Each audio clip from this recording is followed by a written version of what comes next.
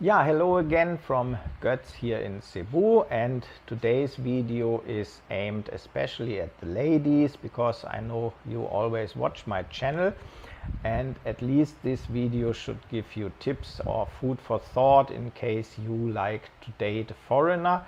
So yeah, let's start directly. The first advice is he is dating you and not your family or friends. So don't bring others to a date.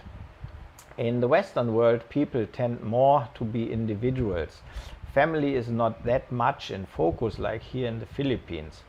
Yes, we have families too and we do love them, but the bond often is just not that strong.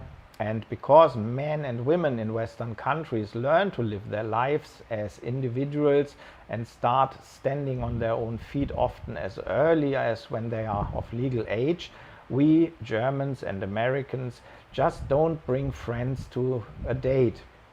So it's okay if you are young and maybe a little bit shy that you ask to bring a friend for the first date. That's understood, that's okay, but if it's the second, the third date, then remember, this guy wants to date you and not all your friends.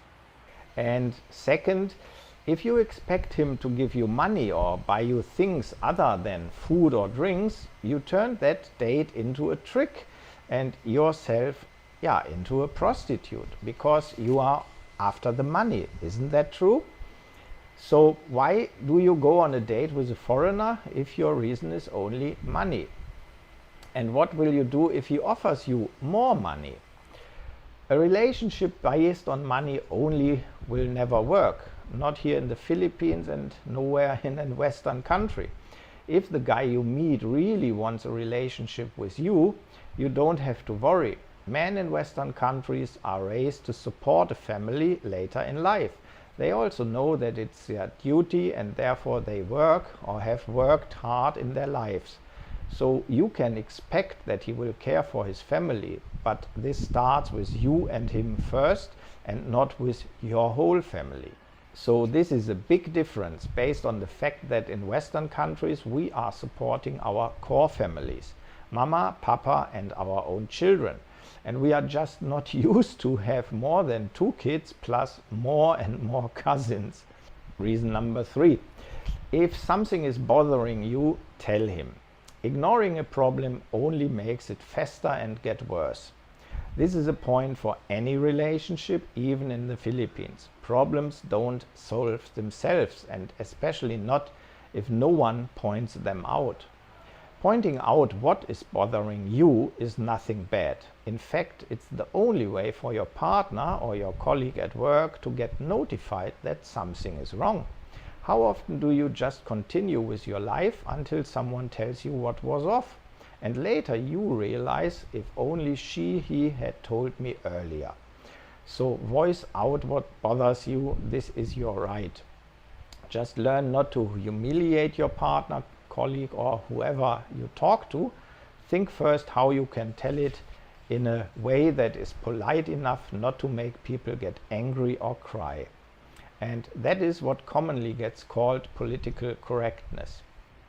And also one very important thing, don't just tell your partner, friend or whoever. You will notice that the truth often hurts, so stay by their side in that moment. Be there for their response, be there for their anger, but also be there to tell them, I am here because I'm your partner, your friend, and even if I make you feel bad, I'm not running away. We are in this together and I'm here to help you. That builds up trust that is necessary in any relationship to survive. So next point, TAMPO is never helpful and only makes a foreigner want to move on. This is the same as before. If you stay silent on what is pulling you down, how do you think your partner, friends or family will know? Why do you think it is better to stay silent instead of talking about and solving the underlying problem? And if you are always silent, hiding away from him, what do you think will happen to a friend or a partner? They will lose interest in you because they don't understand. They will be gone. So if you don't want that to happen. It's you who has to change, not them, because they don't know what's happening to you. Next point, foreigners want something in the middle of two extremes.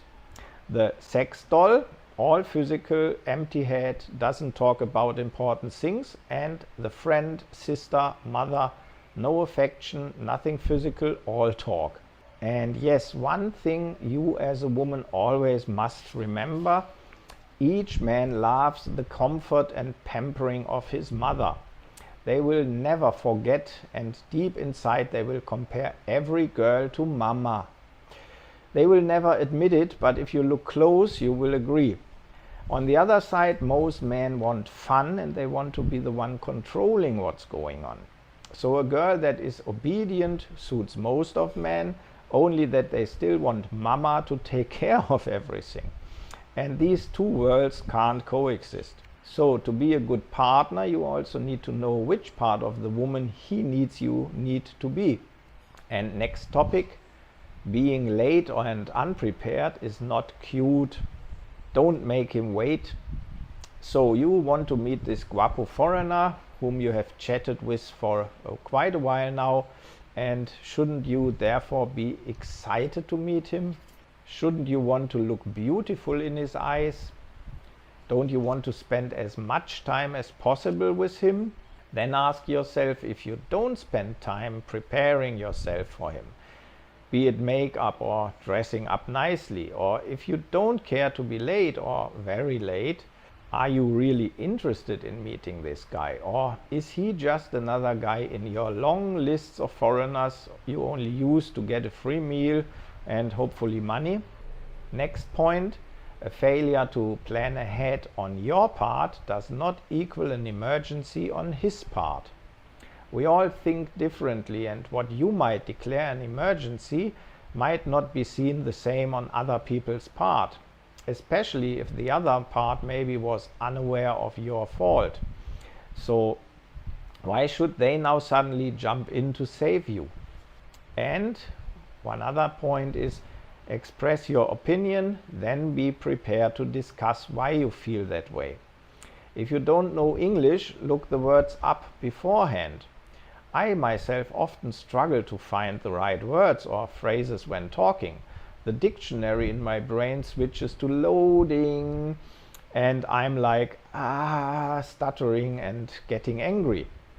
So you're not alone with this problem. But hey, in a discussion, it's okay to take time to argue and find the right words.